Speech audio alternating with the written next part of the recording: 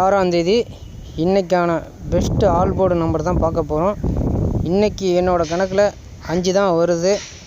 5 உங்கள் கணக்கில் வந்தால் கண்ணை மூடிட்டு போடலாம். ஒரு 2 நாளாக பார்த்துருப்பீங்க. ஒரு நாள் 5ஆம் நம்பர் கொடுத்துருந்தேன், 2000 செட்டுன்னு சொல்லியிருந்தேன். அன்றைக்கி மட்டும் 3 ஷோவுமே அடித்தான், வேறு லெவலில் அடித்தான். அதே மாதிரி நேற்று நான் கொடுத்துருந்தேன் 10,000 செட்டுன்னு சொல்லி போட்டிருந்தேன். 2ஆம் நம்பரு டபுள் போல் அடிச்சிருந்துருக்கான். ஏஎல்லில் வச்சுருந்தீங்கன்னா வேறு லெவலில் ஒரு அமௌண்ட் வந்திருக்கும்.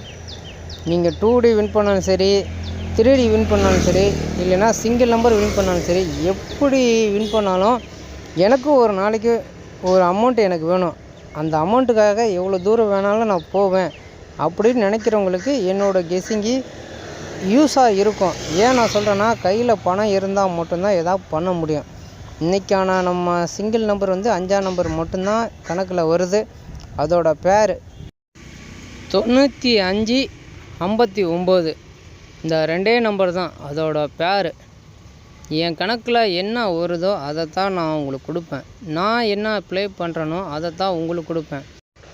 உங்களுக்கு லாஸ்னால் அது எனக்கும் தான் லாஸு. அதனால் என்னோடய கணக்கில் வர்றதை நான் உங்களுக்கு கொடுத்துருக்கேன், ப்ளே பண்ணிக்கோங்க. உங்கள் கணக்கில் வந்தால் கண்ணை மூடிட்டு நீங்கள் போடலாம். 5ஆம் நம்பரு என்னோடய பெஸ்ட்டு நான் கொடுத்துட்டேன். கண்டிப்பாக நீங்கள் எத்தனை செட்டு போடணுமோ போட்டுக்கங்க. 5 இன்றைக்கி வராமல் ஆட்டம் இல்லை. 5ஆம் நம்பர் கண்டிப்பாக வருது.